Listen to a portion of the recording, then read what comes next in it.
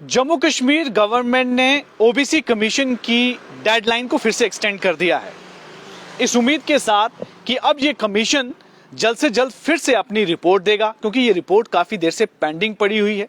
इससे पहले 31 दिसंबर 2024 की जो तिथि थी, जो तारीख थी, ये आखिरी डेडलाइन, इससे पहले की डेडलाइन थी।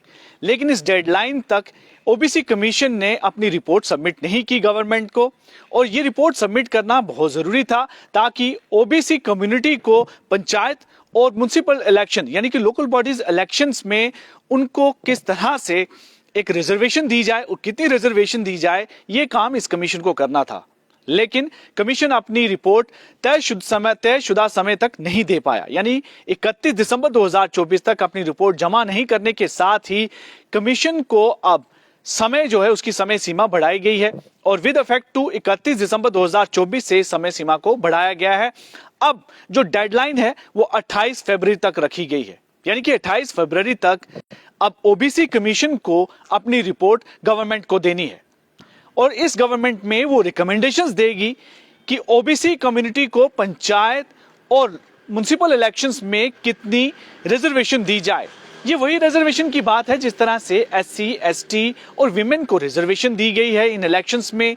अब उसी के चलते हुए एक मांग उठी थी, रिप्रेजेंटेशन जो लगातार सरकार के पास गई कि ओबीसी कम्युनिटी को भी इलेक्शंस में, पंचायती इलेक्शन और म्युनिसिपल इलेक्शंस में इन्हें भी एक रिजर्वेशन दी जाए। अब उसको लेकर जो पार्लियामेंट में बिल पास हुआ, उसके बाद कमीशन का गठन 2024 जून में किया गया। हालांकि काम कमीशन ने जुलाई में शुरू किया था। 31 दिसंबर 2024 तक का समय सीमा तय की गई कि इस समय के अंदर अंदर कमीशन अपनी रिपोर्ट सरकार को देगा और उसमें ये पूरी जानकारी देगा कि आखिर कितनी परसेंटेज जो है वो ओबीसी कमीशन को इस इलेक्शंस में दी जाए। लेकिन फिलहाल वो डेडलाइन क्रॉस हो गई और अब 28 फरवरी तक की डेडलाइन फिर से रखी गई है कि इस डेडलाइन तक ये कमीशन अपनी पूरी रिपोर्ट सबमिट कर देगा। लेकिन अभी जो जानकारी निकल कर आ रही है उसमें यह कहा जा रहा है कि ये काफी तक उम्मीद है कि कमीशन अपनी रिकमेंडेशंस में ये कहे कि इन्हें रिजर्वेशन पॉपुलेशन के प्रोपोर्शनेट के हिसाब से दे, यानी कि जिस इलाके में, जिस पंचायत में जितनी ज्यादा पॉपुलेशन ओबीसी की है उस हिसाब से उन वार्ड को रिजर्व किया जाए। ये कुछ बातें उसमें कही गई हैं कि ऐसी उम्मीद है कि इस तरह से रखा जाए।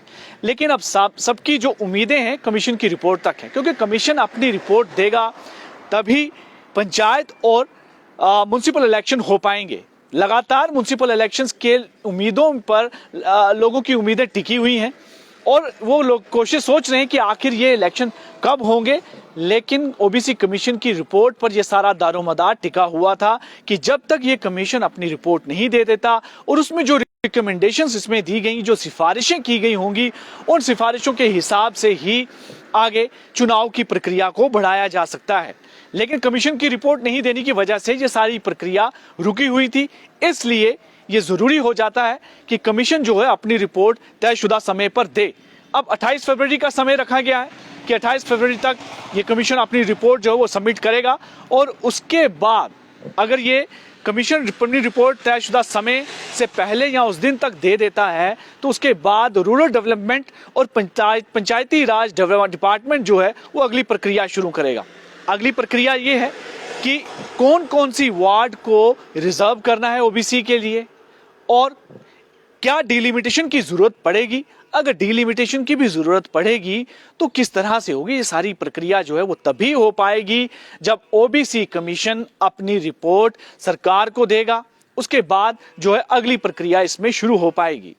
लेकिन कमीशन ने अपनी तरफ से ये भी कहा हुआ है कि जो भी इसमें आगे सॉल्यूशन निकाला जाएगा उसमें ये ध्यान रखा जाए कि किसी भी तरीके से जो रिजर्वेशन है वो 50% से ऊपर क्रॉस नहीं होनी चाहिए।